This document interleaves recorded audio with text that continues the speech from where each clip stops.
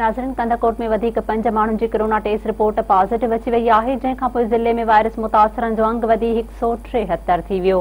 वधीक तफ़सील ॿुधाइण जे लाइ असां सां गॾु टेलीफोन लाइन ते मौजूद आहे गुलाम रसूल मीराणी। जी गुलाम रसूल, तफ़सीलनि खां आगाह कजो। जी बिल्कुल, ही कोरोना वायरस जा जेके केस आहिनि उहे मुसलसल वधी रहिया आहिनि। अॼु बि 5 नवां जेके कोरोना वायरस जा केस उहे ज़ाहिर थिया आहिनि। हिन वक़्तु टोटल ज़िले में जेको तादाद आहे उहो 173 थी वियो आहे। जॾहिं त इन सिलसिले में ज़िले जो जेको फोकल पर्सन आहे अब्दुल जब्बार मलिक, उन पारां तस्दीक कंदे ॿुधायो त 10 ॼणनि जी कोरोना वायरस जी जेकी रिपोर्ट आहे उहा अची वई आहे, जंहिंमें 5 ॼणनि जी रिपोर्ट पॉज़िटिव ऐं 5 ॼणनि जी नेगेटिव रिपोर्ट जेकी आहे उहा अची वई आहे। ऐं जेके मुतासिर मरीज़ आहिनि उहे कंदकोट जा मक़ामी जेके रिहाइशी आहिनि ऐं उन्हनि खे बि जेको आहे पंहिंजे घरनि में ई आइसोलेट कयो वियो आहे। ऐं हुनजो इहो चवणु आहे त जेके ज़िले में 173 जेके मरीज़ आहिनि उन्हनि मां 3 खां वधीक जेके माण्हू आहिनि उहे सिहतयाब बि थी चुका आहिनि।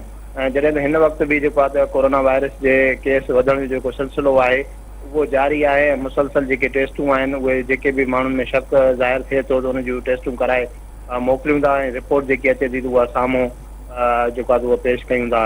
ऐं हिन वक़्तु जेको आहे त कंदकोट में कश्मीर ज़िले में जेको आहे त कोरोना वायरस जी रोकथाम ऐं सां गॾोगॾु जेको आहे त उन खां बचाव जे लाइ जेके हिफ़ाज़ती उपाउ वठण लाइ जेके हिदायतूं जारी कयूं हुयूं उन ते जेको आहे हिन वक़्तु बि अमल न पियो थिए। उन जी मुकमल तौर ते जेको SOPs तहत जेके हिदायतूं ॾिनियूं वयूं उन ते अमल न पियो थिए, जंहिंजे करे जेको आहे कोरोना वायरस जा जेके केस आहिनि उहे वधनि पिया ऐं माण्हुनि में बि हिन वक़्तु ख़ौफ़ हिरास वारो जेको माहौल आहे उहो बरक़रार आहे। ऐं जेको आहे त माण्हुनि जी जेकी रश ऐं उन सां गॾोगॾु जेके ॾिनल हिफ़ाज़ती हिदायतूं आहिनि उन्हनि ते बि अमल न पियो कयो वञे, जंहिंजे करे कोरोना वायरस जा जेके केस आहिनि उहे अञा वधनि पिया।